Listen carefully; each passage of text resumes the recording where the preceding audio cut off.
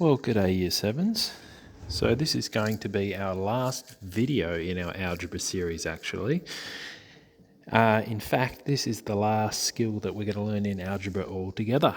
It's called if I can pronounce it properly, substitution, okay? A word that you would have heard before from sports like basketball. And there's actually a really good parallel between substitution in sport and substitution in mathematics. Good thing about this skill is it's one of the easiest to learn, okay? So today's learning intentions are the following. So we are learning how to substitute a variable for a number in an algebraic expression. That just means if you have 2x, for example, as your expression, and then someone tells you, no, actually x is worth 5, then all of a sudden 2x, which means 2 times x, becomes 2 times 5, which is 10, okay? And that is the evaluate part of the expression, this part here. So where the substitution is the switching of the variable and the number, and the evaluation is the calculating part, okay? All right, let's just dive straight into some examples, because I think this will make sense too. All right, at the school canteen, a salad roll costs $5, sounds like a bit of a rip-off, and a can of drink costs $2, a little bit more better priced. Write an expression, an algebraic expression, for the cost of R salad rolls and D cans of drink. Well, okay, a salad roll costs $5 and we have R of them. That's how many we're buying. Can of drink costs $2 and we're buying D of them. So what is the total overall cost? Well, it's this thing here, okay? Think about it. $5 times the number of rolls that you purchase, okay? That's how much you spent on rolls, plus $2, the cost for one drink, times D, which represents the number of drinks, because that's what it says in the question. And then when you get rid of the times signs, you have 5R plus 2D, which is exactly what we had over here, okay? All right, now once you've set up an expression of this nature, then you can move on to actually use that expression to do particular calculations. So if we have a look at question B says evaluate the expression to find the cost of 3 salad rolls and 5 cans of drink. So we basically have a formula now. The formula is total cost of rolls and drinks combined equals this. Okay, so they can tell us any R value, any number of rolls, any number of drinks. We can sub them in and see how much it would cost us. Then look in our wallet and go, oh, I don't quite have enough money, better go borrow a fiver off a mate or whatever, okay? All right, so evaluate, which means calculate, the expression to find the cost of 3 salad rolls. So R is going to equal 3. So 5R becomes 5 times 3 plus 5 cans of drink. Okay, so 5 lots of $2 for the drink, and that equals $25. Okay, so the cost is $25 for 3 salad rolls and 5 cans of drink. All right, now just one more question, basically exactly the same thing, but just for a little bit extra practice, question C here. Find the cost of 8 salad rolls and 7 cans of drink. So the formula doesn't change. 5 times the number of rolls plus 2 times the number of drinks. It's just that the R and the D values have changed. R is now 8. D, number of drinks, is now 7. So we have 5R plus 2D equals 5 times 8 plus 2 times 7, which is $54. Okay? So, in summary, this step here, when you switch the variables for the numbers, that is called substitution. And it's similar to substitution in, say, basketball, because the R sits on the bench and the 3 comes into play. All right. Now the step here where you actually turn what you've just arrived at here into a numerical answer, $25, just a number, that's called evaluation or calculation. Okay? All right, good. Moving on. All right, so that was kind of a practical question, but now here we have a sort of standard practice substitution question. This is very typical. Quite often you'll be given an algebraic expression, you know, x squared plus 3xy, something like that, and then you'll be given an x value, a specific x value, like x equals 3, y equals 7, and you'll be asked to substitute and evaluate the expression. So we're going to do that right now. Here's our expression, 2 times b, 2b minus a, where a equals 3, b equals 7. Okay, and as it says here, it's just a given that you won't forget your order of operations. So multiplication comes before addition, subtraction, that sort of thing, BIDMAS, okay? All right, so let's have a closer look at this. 2b, excuse me, you probably have noticed over the last couple of weeks my stylus is getting progressively worse. All right, 2b minus a means 2 times b minus a.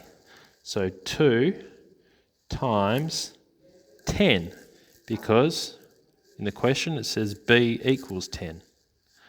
So 2 times 10 minus whatever a is. And a in the question is 3. So 2 times 10 minus 3. 2 times 10 is 20. We do that before we do 10 minus 3. So then we get 20 minus 3, which is 17. So that's the answer to that question. Okay. Slightly more complicated one here. Evaluate the expression 2x squared minus 3y when x equals minus 3, okay, a negative number, and y equals minus 1, another negative number. And there's a little hint over here. When substituting negative numbers into an expression, it is useful to place brackets around the number and its sign. So if it's a negative, you put the negative inside the brackets. Now, it's not entirely clear why this is important, but trust me, if you do this, things are going to work out a lot better for you when you do these problems. All right, so here we go. 2x squared minus 3y. X is minus 3, y is minus 1. All right, if I seem a little bit out of whack right now, it's because Miss McDowell just knocked on the door and asked if I would like some sushi for lunch. So I can't remember what the last thing I said was, so I'm just going to start again. All right, so I've got this expression, 2x squared minus 3y. X equals minus 3. I'm going to put brackets around that because that was the suggestion here, because there's a minus sign, and y is a negative number as well, so I'm going to put brackets around that. Okay, 2 times x squared. Now x is minus 3 including the minus, so the minus goes inside the brackets there, and minus 3 all squared. Minus 3 times y, okay? Minus 3 times y. And now it is simply a BIDMAS problem, okay? Brackets, indices, division, multiplication, you know the deal, all right? So let's do our brackets and indices first. So, might zoom in a little bit here. All right. Okay. 2 times negative 3 all squared. 2, and remember we do brackets before anything. times, well, what's negative 3 squared? That means negative 3 times negative 3. And negative times a negative is a positive. So we get positive 9. All right. So we've done this part. Now we do the next part. Minus 3 times minus 1. Well, a negative times a negative is a positive. And 3 times 1 is 3. So all of a sudden we have 2 times 9 plus 3, which is 18 plus 3, which is 21. So not a whole lot to this substitution business. Just switching out variables for numbers, remembering that if you have something like 2x, that it really means 2 times x, and then evaluating the answer. All right, here's a sort of problem you get sometimes. Sometimes you'll be given a table of values like this. You'll be given a bunch of x values, and then you'll be given a formula, and you'll be asked to use that formula to find the corresponding y values. All right, so what on earth does all that mean? Well, let's have a closer look at the equation. Use the rule. Rule is just another word for equation. Use the equation y equals 3x minus 1 to complete the following table, this table here. All right, so to get y, you have to multiply x by 3 and then minus 1 from whatever you get. So let's do this. And I've done the setting out just for the first one here, okay? All right, so when x is minus 1, y is y minus 4. Well, that's because we're substituting x equals minus 1 into this here, okay?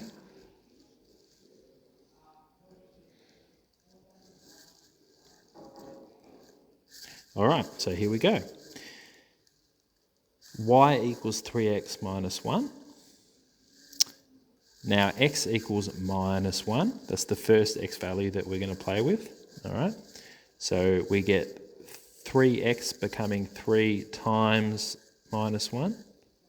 And I've put that minus in brackets because it's a negative. And then this minus 1 just comes downstairs here.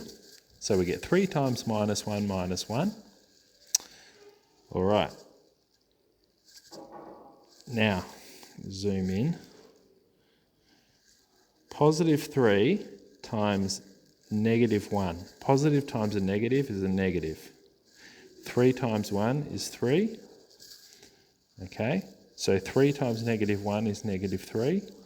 And then this minus 1 just comes downstairs. Minus 3 minus 1 is minus 4. So that's why y equals minus 4 when x equals minus 1. And you can do that for all of these x values individually, okay? For example, if we consider that x equals 0, well, we have y equals 3x minus 1. 3x would become 3 times 0 in this case. 3 times 0 would be 0. So then we would have 0 minus 1. And 0 minus 1 just equals minus 1. So the answer here would be minus 1.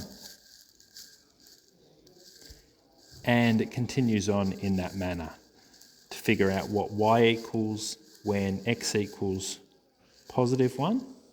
You would substitute positive 1 into x.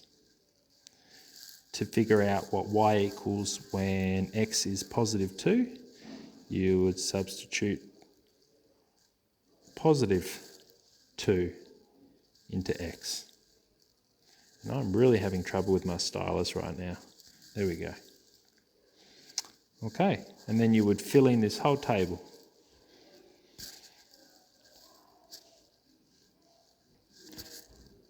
All right, we're going to finish off with one more practical problem. Okay, so here we have a real-world formula. Now you will have heard of Fahrenheit and Celsius. It's kind of like meters and feet, two different ways of measuring the same physical quantity. So F equals 9C over 5 plus 32 is a formula that is used to convert temperatures in degrees Celsius to degrees Fahrenheit. Use the formula to convert 29 degrees Celsius into degrees Fahrenheit.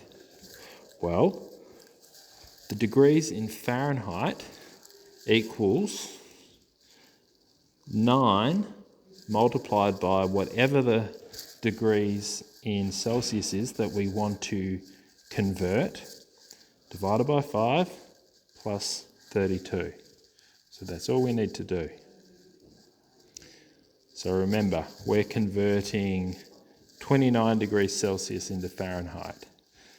So this is the formula.